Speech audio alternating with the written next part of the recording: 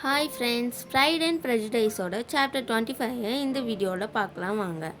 Mister Collins அங்கே வந்திருந்தார்ல, அவர் ஒரு வாரம் அங்கே இருக்கார். ஸ்டே பண்ணிவிட்டு அப்புறம் கிளம்பும் போது கொஞ்சம் வருத்தப்படுறாரு சார்லோட்டை பிரிஞ்சு போகிறதுக்கு.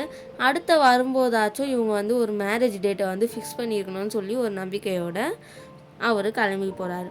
அவர் போன சில நாட்களில் மிஸ்ஸஸ் பென்னட்டோட பிரதரும் அவரோட மனைவியும் வராங்க. எப்போவுமே வருஷம் வருஷம் கிறிஸ்மஸ்க்கு அவங்க வருவாங்க போல இருக்கு.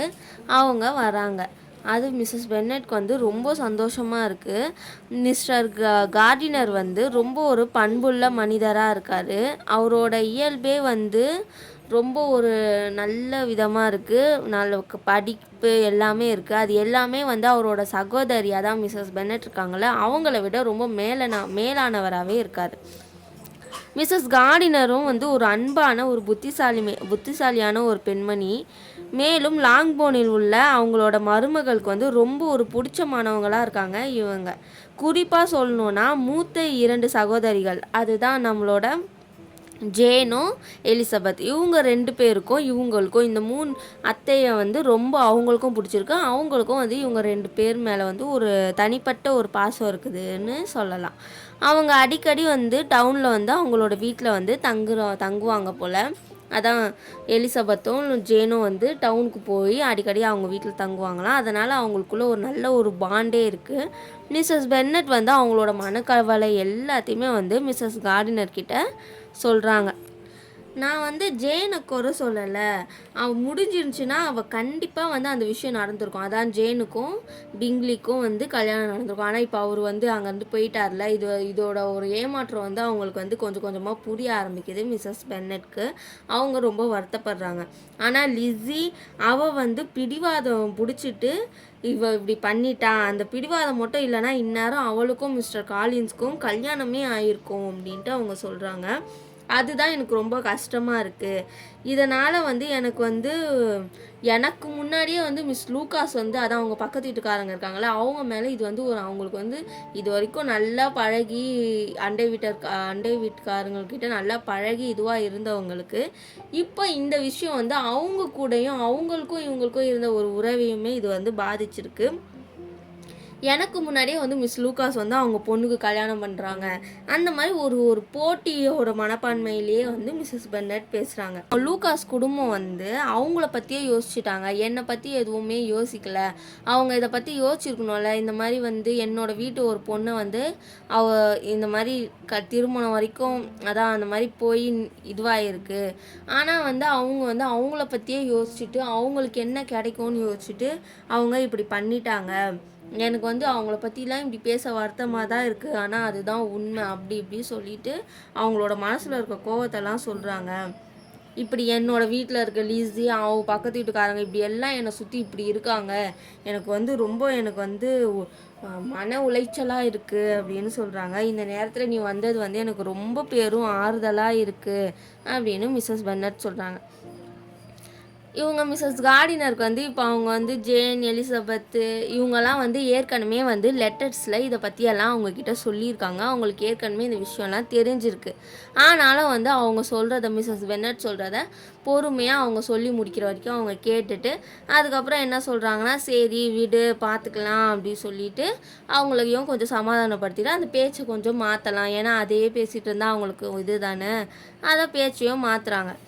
அதுக்கப்புறமா எலிசபெத்தோட தனியாக இருக்கும்போது அவங்க பேசுகிறாங்க. ஜேன் பாவம் தான், ஆனால் இதெல்லாம் நடக்கிற விஷயம் தானே.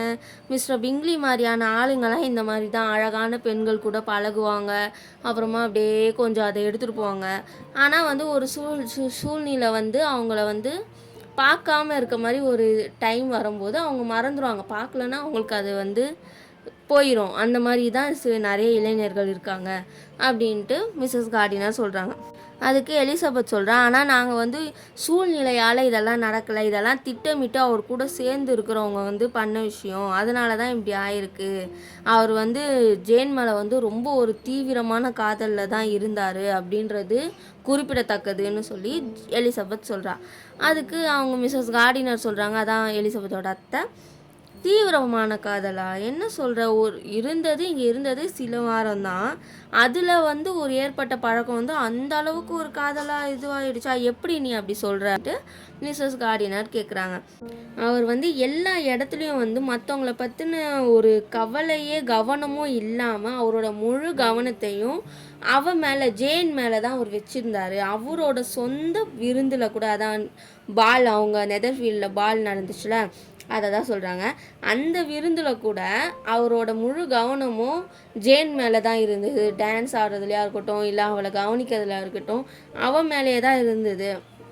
இதை விட என்ன அறிகுறிலாம் வேணும் அப்படின்னு எலிசபெத் சொல்கிறான். அப்போ மிஸ்ஸஸ் கார்டினர் சொல்கிறாங்க, பாவம் ஜேன், அவளோட சுபாவத்துக்கு வந்து இதிலேருந்து வெளியே வர்றது ரொம்ப கொஞ்சம் வந்து கஷ்டமான ஒரு விஷயந்தான். அவள் வந்து எங்கள் கூட டவுனுக்கு வருவாளா? ஒரு இடமாற்றம் வந்து அவளுக்கு வந்து ஒரு நல்ல விஷயமா இருக்கும். இந்த டைமில் வந்து அது அவளுக்கு நல்லதாக இருக்கும் அப்படின்ட்டு மிஸ்ஸஸ் கார்டினர் சொல்கிறாங்க. இதை கேட்டதும் எலிசபெத்துக்கும் வந்து பிடிச்சிருக்கு இந்த ஐடியா. இந்த மாதிரி வந்து ஜேன் வந்து அங்கே அவங்க கூட போனான்னா அவளுக்கு கொஞ்சம் வந்து மைண்டு மாறும், மனசு வந்து கொஞ்சம் மாறும், இந்த இடத்துலேருந்து வேறு இடத்துக்கு போனான் அப்படின்ட்டு எலிசபெத்தும் நினைக்கிறா. அவள் வந்து சம்மதிப்பா அப்படி சொல்லி நம்புகிறான். நாம் வந்து டவுனில் வந்து, அதான் அவங்க வந்து டவுனில் வந்து இவங்க மிஸ்டர் டார்சியும் வந்து டவுனில் தானே இருக்கார். இப்போ வந்து இவங்க விங்லி, அவரோட சிஸ்டர்ஸ் எல்லாருமே டவுனுக்கு தான் போயிருக்காங்க. ஆனால் வந்து அந்த இடத்துலேருந்து வேறு இடத்துல தான் வந்து இவங்க இப்போ இருக்கிறதா மிஸ்ஸஸ் கார்டினர் சொல்கிறாங்க. நம்ம வந்து அதனால் வந்து நம்ம அவங்கள மீட் பண்ணுற மாதிரி இருக்காது. அதனால் ஜேனுக்கும் வந்து எந்த பிரச்சனையும் இல்லை. அதனால் வந்து அவங்கள மீட் பண்ண மாட்டா ஜேன் அப்படின்ட்டு மிஸ்ஸஸ் கார்டினர் சொல்கிறாங்க. அதுக்கு எலிசபெத் சொல்கிறா, ஆமாம் ஆமாம், அதிலலாம் வாய்ப்பே கிடையாது. அவர் வந்து இப்போ வந்து அவரோட ஃப்ரெண்டு கூட வேறு இருக்கார். மிஸ்டர் டார்சி வந்து அந்த இடத்துக்கு அவங்க வசிக்கிற இடம் வந்து கொஞ்சம் ஒரு மாதிரி இதுவாக இருக்கும், லோக்கலான இடம் போல் இருக்குது. அந்த மாதிரி இடத்துக்குலாம் வந்து கண்டிப்பாக மிஸ்டர் டார்சி அனுப்ப சம்மதிக்கவே மாட்டார். அவர் சொல்லாமல் மிஸ்டர் பிங்லி எதுவும் பண்ண மாட்டார் அப்படின்ட்டு எலிசபெத் சொல்கிறா. நல்லது தான், அவங்க சந்திக்காமையே இருக்கட்டும். ஆனால் ஜேன் வந்து அவரோட சிஸ்டர்ஸோட கடிதத்தில் பேசுவாள். அதான் ஜேன் வந்து பேசிட்டு தானே இருக்கா அவங்க கூட கடிதத்தில். அதனால் வந்து இது வந்து இந்த மாதிரி வந்து அங்கே டவுனுக்கு வந்திருக்கா, இதெல்லாம் அவங்களுக்கு தெரிய வந்ததுன்னா சந்திக்கிறதுக்கு ஒரு வாய்ப்பு இருக்கும்ல அப்படின்ட்டு மிஸ்ஸஸ் கார்டினர் சொல்கிறாங்க. எலிசபெத்துக்கு அவங்கள பற்றி தெரியும்ல. அவள் என்ன நினைக்கிறா, அதுக்கெலாம் வாய்ப்பே இருக்காது, அவங்களாம் வந்து அப்படிலாம் சந்திக்கிறதுக்கெலாம் அவங்க வரமாட்டாங்க அப்படின்ட்டு எலிசபெத் சொல்கிறான். ஆனால் அவளோட மனசுக்குள்ளே ஒரு சின்ன ஒரு ஹோப் வந்து இருக்குது. என்னென்னா, இந்த மாதிரி ஜேன் வந்து டவுனில் இருக்கா அப்படின்ட்டு ஒரு விஷயம் தெரிய வந்துச்சுன்னா மிஸ்டர் பிங்லி வந்து அவளை தேடி வருவார் அப்படின்ற ஒரு சின்ன ஹோப் வச்சுருக்கா எலிசபெத். ஜேனும் வந்து டவுனுக்கு போகிறதுக்கு வந்து ஓகே சொல்லிட்டா. அவள் வந்து மிஸ் பிங்லி வந்து அவளோட பிரதரோட இல்லைல்ல, மிஸ்டர் பிங்லி வந்து டார்சி கூட தான் இருக்கார். அதனால் அவளுக்கு வந்து இதை சந்திக்கிறதுக்கு வாய்ப்பு இல்லை. ஆனால் வந்து இவங்களெல்லாம் சந்திக்கணுன்ட்டு ஜேன் நினைக்கிறாள். அதான் வந்து மிஸ்டர் பிங்லியோட சிஸ்டர்ஸை டவுனுக்கு போனதும் அவங்கள சந்திக்கலாம், கொஞ்சம் டைம் ஸ்பெண்ட் பண்ணலாம் அப்படின்னு சொல்லிட்டு அவள் நினைக்கிறாள்.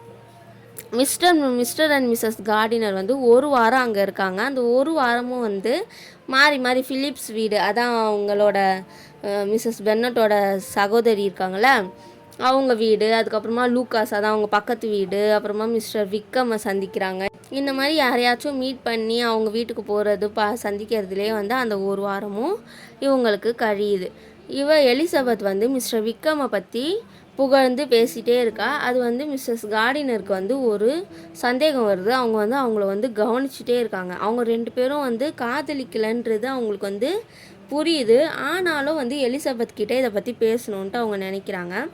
மிஸ்ஸஸ் கார்டினர் வந்து பல வருஷத்துக்கு முன்னாடி மிஸ்டர் விக்கமோட ஊரில் தான் வசிச்சுருந்துருக்காங்க. அதான் ஃபஸ்ட்டு கொஞ்ச நாளுக்கு பல வருஷத்துக்கு முன்னாடி இருந்திருக்காங்க. அதனால் வந்து அவங்களுக்கு வந்து ஒரு அந்த இடம் இல்லை. இப்போ மிஸ்டர் விக்கம் வந்து கொஞ்ச நாள் வரைக்கும் அங்கே தான் இருந்திருக்காரு. அதனால் அங்கே நடந்ததை பற்றி இவங்களுக்கு தெரிஞ்சவங்கள பற்றி பேசுகிறதுக்கு அவங்களுக்கு அது ஒரு இன்ட்ரெஸ்டிங்கான ஒரு டாப்பிக்காக இருந்துச்சு. 2 பேரும் நல்லா அதனால் பேசுகிறாங்க. அப்புறம் மிஸ்டர் விக்கம் வந்து மிஸ்டர் டார்சி பற்றி பேசுகிறாரு. எல்லாமே அவரை பற்றி தெரிஞ்சதும் அவங்க வந்து யோசிக்க ஆரம்பிச்சிட்டாங்க. இந்த மாதிரி டார்சியை பற்றி ஏதாச்சும் நமக்கு அவர் இப்படியா அப்படி இப்படி சொல்லி யோசிக்க ஆரம்பிச்சிட்டாங்க. அப்போ தான் அவங்களுக்கு ஒன்று தோணுது. சின்ன வயசில் அதான் மிஸ்டர் டார்சி வந்து சின்ன வயசாக இருக்கும்போது அவர் ரொம்ப பெருமை மிக்க முன்கோபக்கார பையனாக இருந்தார் அப்படின்ட்டு பேசப்பட்டதாக அவங்க வந்து நினைவு கூர்றாங்க. இதோட இந்த சாப்டர் முடியுது. அடுத்த சாப்டரில் பார்க்கலாம் ஃப்ரெண்ட்ஸ். பாய்.